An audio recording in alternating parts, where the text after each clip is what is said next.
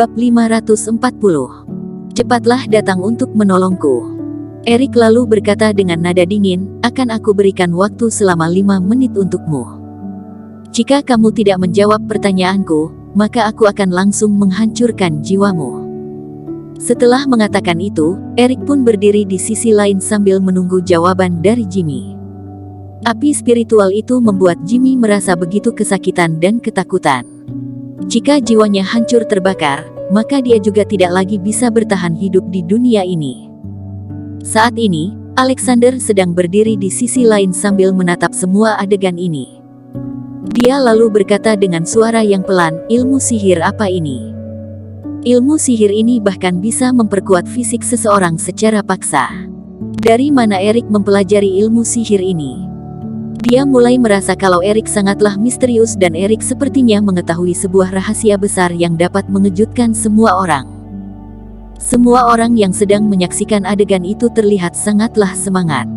Bahkan ada beberapa orang yang melemparkan batu ke arah tubuh Jimmy. Matilah kamu, pria bodoh. Beraninya kamu menentang Tuan Qin. Cekak, awalnya aku mengira kamu adalah master yang hebat, ternyata kamu hanyalah seorang pria yang tidak berguna. Waktu berlalu begitu cepat dan 5 menit akan segera berlalu. Erik kembali berkata, kamu sangatlah keras kepala, kalau begitu aku akan membunuhmu sekarang juga. Setelah mengatakan itu, Erik pun berjalan menghampirinya sambil mengangkat telapak tangannya. Sebentar. Teriak Jimmy dengan keras, jangan bunuh aku akan memberitahu hal itu padamu.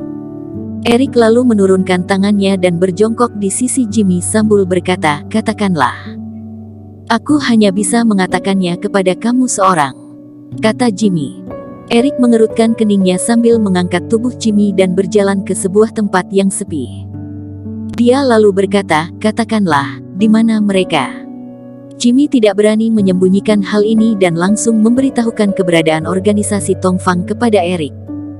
Organisasi Tongfang ini berada di sekitar gunung yang ada di kota Sakura. Ada yang berkata kalau organisasi tersebut menggunakan energi dari gunung berapi untuk melatih dan membentuk setiap jiwa. Bahkan ada orang yang tinggal di dalam gunung berapi itu. Organisasi Tongfang. Erik terdiam sejenak sambil menganggukkan kepalanya. Baiklah, aku sudah tahu. Apakah aku sudah boleh pergi? Tanya Jimmy. Erik tersenyum dingin, pergi. Apakah aku tadinya berkata kalau aku akan membiarkanmu pergi? Jimmy terbengong dan ia pun mulai berteriak, kamu tadinya berkata kalau kamu akan membebaskan aku jika aku memberitahukan hal ini padamu. Kamu tidak tepat janji. Erik tersenyum dingin dan berkata, kamu sepertinya salah mendengar. Aku tadinya berkata, jikalau kamu memberitahu aku, maka aku tidak akan mempermasalahkan hal yang ada di antara kita. Aku tidak berkata kalau aku akan membebaskan kamu. Setelah mengucapkan itu, Erik langsung meletakkan telapak tangannya di atas kepala Jimmy untuk menghisap jiwa yang ada di dalam tubuhnya. Saat ini, jiwa itu berada di tangan Erik dan bagian kening Erik terlihat memancarkan cahaya kerohanian berwarna emas. Cahaya kerohanian itu membentuk pedang dan menyerang jiwa yang ada pada tangan Erik itu. Ah! Jiwa itu berteriak kesakitan. Bukankah kamu menguasai teknik 1000 penggalan? Kata Erik sambil mengedipkan matanya, kalau begitu, aku akan memenggalmu sebanyak 1000 kali.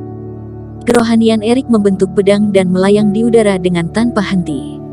Jiwa tersebut merasa begitu kesakitan dan jiwa itu terlihat penuh lubang hanya dalam waktu beberapa menit saja. Jiwa itu menerima 1000 serangan pedang dan langsung membuat jiwa tersebut lemas. Ketua Partai Yinming yang sedang bersembunyi di dalam artefak luar angkasa itu pun mulai merasa kedinginan di bagian punggungnya. Dia tahu akan betapa sakitnya hal itu. Meskipun serangan pedang itu mendarat di jiwa orang lain, namun dia tetap saja merasa begitu ketakutan. 1000 serangan ini adalah pembalasan dendam dari para senior, kata Erik dengan nada yang dingin. Setelah mengatakan itu, kerohanian milik Erik langsung menghancurkan jiwa tersebut. Saat ini, tubuh Jimmy sedang berbaring di atas tanah dan jiwa yang seharusnya merupakan milik tubuh ini pun kembali hidup. Setelah jiwa itu hidup, Jimmy pun merasa begitu kesakitan hingga jatuh pingsan. Erik lalu mengucapkan alamat yang ia dapat tadi dengan suara yang pelan sambil bergegas pergi. Mobil milik Alexander pun mendekatinya secara perlahan. Dia lalu membuka jendela mobil itu sambil berteriak, "Masuklah." Setelah masuk ke dalam mobil, Alexander pun bertanya, "Bagaimana? Apakah kamu sudah mengetahui keberadaan mereka?" Erik berkata, "Aku akan segera pergi ke bandara dan bergegas ke tempat di mana organisasi Tongfang itu berada." "Kamu akan pergi sendirian?" tanya Alexander. "Aku bisa menyelesaikannya sendirian," kata Erik sambil menarik nafas yang dalam. Dia lalu menggepalkan telapak tangannya dan sangat ingin segera pergi menemui organisasi itu. "Ke bandara," kata Alexander kepada supirnya. Mobil itu pun berlaju ke bandara. Di tengah perjalanan, Alexander hendak menanyakan sesuatu, namun pada akhirnya, dia tidak jadi menanyakan satu hal pun. Setelah tiba di bandara, Alexander menepuk pundak Erik sambil berkata, "Lebih berhati-hati." "Baik, terima kasih Kapten Y," kata Erik sambil menganggukkan kepalanya. Setelah masuk ke dalam pesawat, kerohanian milik Erik pun masuk ke dalam artefak luar angkasa. Dia lalu berkata, "Sebenarnya, jiwa Jimmy itu tergolong lumayan baik, namun sayangnya jiwa itu telah aku hancurkan, kalau tidak, aku akan memberikannya untukmu." Pemimpin partai Yin Ming pun tersenyum dan berkata, "Tuan Qin, aku tidak tergesa-gesa kok.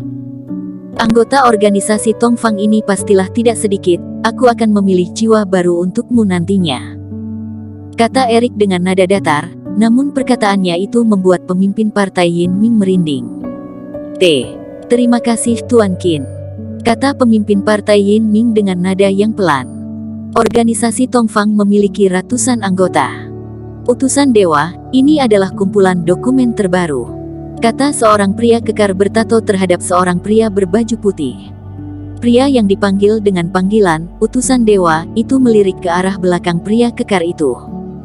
Dia melihat sebuah mobil yang telah dipenuhi oleh puluhan orang di dalamnya. Puluhan orang itu telah diikat dan mereka berusaha melepaskan diri dari ikatan tersebut. "Turunkanlah mereka," kata utusan dewa itu dengan nada datar. Pria kekar bertato itu pun melambaikan tangannya. Saat ini, para bawahannya pun menurunkan semua orang yang ada di dalam mobil tersebut.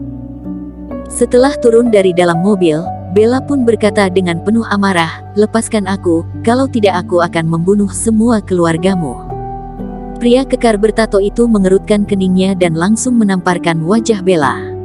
Tamparan ini sangatlah kuat, terlihat sebuah bekas tangan berwarna merah pada wajah Bella yang putih mulus itu. Bella yang terlahir di keluarga kaya itu tentunya tidak pernah merasakan hal ini. Oleh karena itu, air matanya langsung mengalir keluar setelah tamparan itu mendarat di wajahnya. "Tunggulah pembalasanku," kata Bella sambil menangis. Dikarenakan adanya perbedaan bahasa, pria kekar itu tidak mengerti apa yang dikatakannya. Saat ini, muncul beberapa pria berpakaian putih lainnya di samping utusan dewa itu. Dia melambaikan tangannya dan beberapa pria itu langsung menangkap Bella dan beberapa orang lainnya masuk ke dalam kuil. "Aku membutuhkan lebih banyak manusia," kata utusan dewa itu kepada pria kekar. Pria kekar itu pun menganggukkan kepalanya sambil berkata, "Utusan dewa, tenanglah, kami akan mengantarkan kelompok manusia baru ke sini setiap harinya."